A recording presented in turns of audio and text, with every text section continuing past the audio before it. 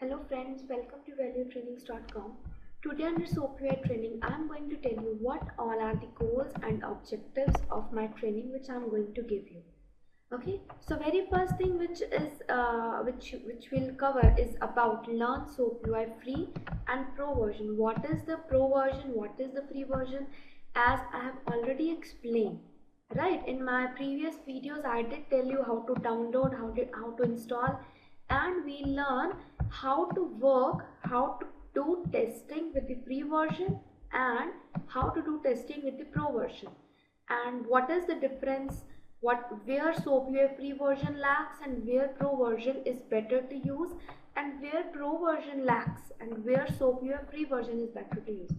All these things we'll cover in our training. The next topic is about test SOAP and test REST based web services. What is the meaning of that? If I am going to use REST, then it is about REST API testing, and if I am going to use SOAP, then I'll say I'm going to test my web services using SOAP. So all these, including REST, including SOAP, how we can test our web service, this thing will also cover. The next thing is about learning the Groovy scripting for the automation purpose.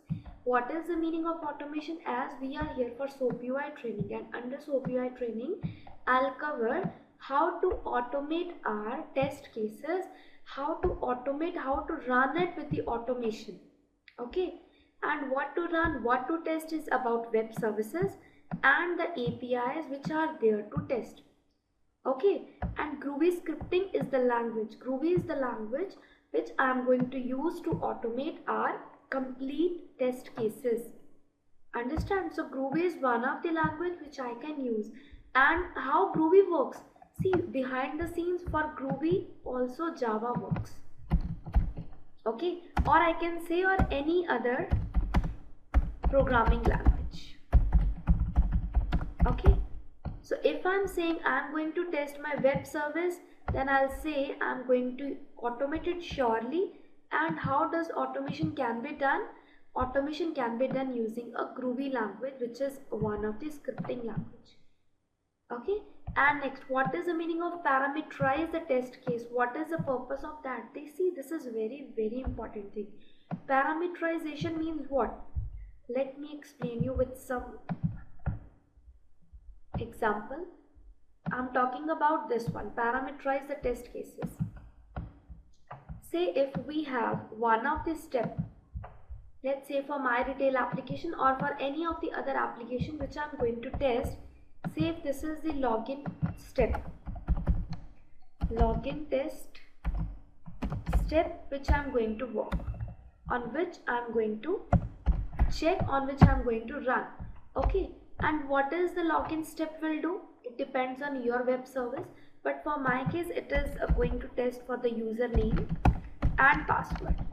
Okay, so username and password it is going to add and then tell me if it is correct username and if I am able to log in or not. Understand? So this is not possible that always only one username and password is there. Only one user wants to log in at one time, right? This is not the possible case. We do have concurrent access to that web service. Not only that web service, or the complete steps, complete services which are inside the web service, we are going to assess that web service, we are going to assess that step in a concurrent way, right? Many users are going to log in at one time. So this is not the possible thing that only one user and password is there. So what we'll do, we'll create a separate Excel file. We'll create a separate Excel file which includes all the details of the user, including its username and password or any other information if it is needed. Okay, so we'll store the list of all users including the username and password within a separate file. Let's say if this is my .xlsx file. Okay, for my case, say if it is my .xlsx file. So what I'll do, I'll tell that I'll do parameterization for my that file. that the user with this username, with this password, is going to log in at one time, and for the second time, second user with its own credentials is going to log in for my next time. But remember, this is the concurrent access.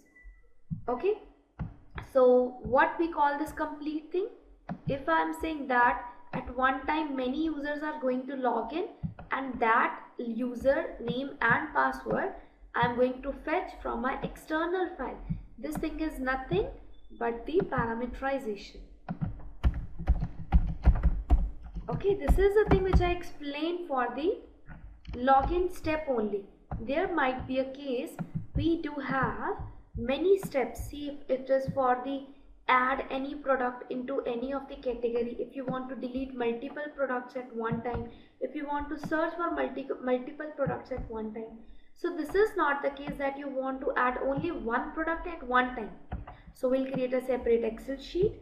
We'll create the product with its complete detail in that file. We'll store that information, and then we'll say I want it to assess all of those products and assess that sheet and add all the products on my backend, which is the database. Okay, so this is the purpose of parameterization. We will also learn in very detail how to parameterize the complete test case. Okay, now what is the meaning of assertions? For validation. Okay, validations are what? As I tell you, we all are here for testing, right? And under testing we are going to cover web services testing, right? And many more names are there for web services testing. So testing means what? Testing means to validate, to verify and to validate. Okay, so this is the thing. So testing means what? In my one of the video I did tell you the complete detail of testing. What is the purpose of testing? It is verification and validation, which is covered. Okay, which is done on the data which you are getting. Maybe it is a response or the request which you are passing or the request which you are doing. Okay, so how we can do this validation? Validation means change on the basis of some conditions. That conditions means the verification. Okay, so this is the thing which I am going to do with the help of assertions. We learn there are different kind of assertions on which we can work, and we can validate our complete step, our response, our request, anything. Okay, the next topic which we'll cover is building the data-driven framework. What is the meaning of data-driven framework? How it is going to work? I've already explained in one of my video. So building the data-driven framework means I'm going to create a complete framework. Firstly I'll say. Then within framework I'm going to use my parameterization concept. This is what? This is to parameterize.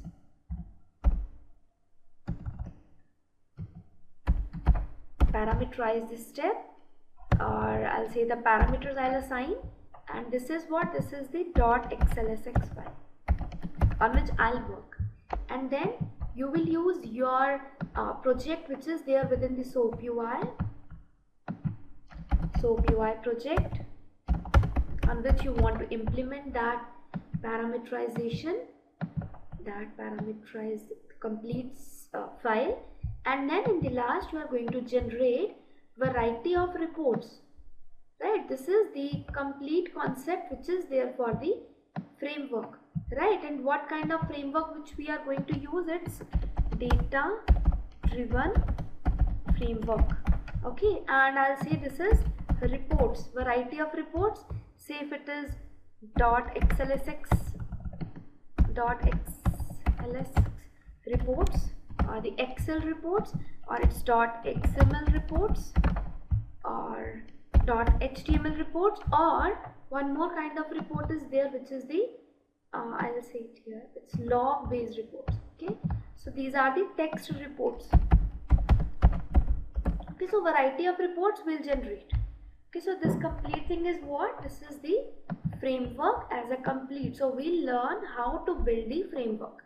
Okay, And okay, extending, I'll skip this first, but see here, what is the meaning of report generation? Report generation, these all things.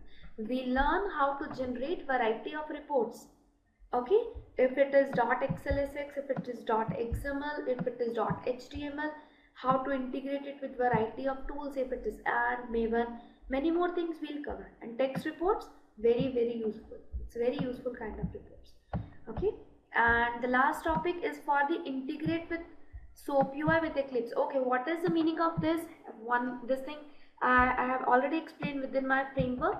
See, if I'm saying I am working, just a minute, if I say I am working with the free version of SOAPUI or the pro version of SOAPUI, the things are going to vary. Okay, if it is pro version, then the scenario is like this. But if it is, or I can do one thing, I'll say SOAPUI project and I'll say that if it is pro version, I'll use it like this. Okay, so this scenario is for pro version.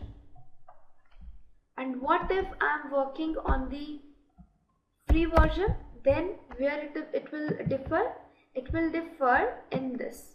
If it is free version, then I'm going to use Eclipse externally. Okay, and I'll say if it is SOAPUI free version. Okay, so I'm going to implement, or I'll change the color. If I'm going to work with the free version, then free version alone can't work. It do need Eclipse as its external IDE to implement the functionality of a framework. Rest things are going to remain same. We'll use .xlsx file, we'll generate the variety of reports. Okay, but if it is free version, then I'll use Eclipse as my external IDE. Okay, so we'll learn how to integrate our SOAPUI with the Eclipse. Okay, and the last topic which was left over here, how to extend the SOAPUI. What is the meaning of this? Extending the SOAPUI. Okay, I'll explain you with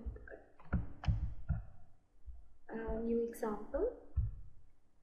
Just a minute. Okay, here. Extending means what? Say if it is your SOAPUI. I'll not discuss if it is free, if it is paid. Let's say if it is my SOAPUI tool, and there is some code which I am repeating in all these steps. Say if this is the code and I'm using it 10 times within my SOAPUI. So if this is script or code, repeated code which I am using in all the cases or in all the suites which are inside your SOAPUI. Okay, so I am going to write this code over here in all the steps. As I said, this is using, but this is not actually a good thing, right? The same code I am writing 4 times. If we have 4 cases, what if we have 100 cases? What I'll do I need to write the same code 100 times? No, the solution for that is I'll create a separate file. I'll write the same code, script or code which is repeated. Okay, I'll use the same code. I'll write the same code in a separate file externally, not within SOAPUI. Okay, and then I'll use it. Then I'll learn how to integrate it, how to work with that repeated code within the SOAPUI. What is the meaning of that? I'll tell you how to use the same code over here in all the cases. We don't need to write the complete steps, but we'll just write 2 to 3 lines, 2 to 3 lines of code which will directly relate its code from the external file. So this is the meaning of extending the SOAPUI functionality, how to extend our SOAPUI. As I said, I am not going to discuss if it is free version or pro version right now. We'll learn when I'll take the training. Then I'll tell you how to extend it within the free version, within the pro version. Something is changed, I'll tell you in very detail. Okay, so this is all about the topics for today, and yes, all done.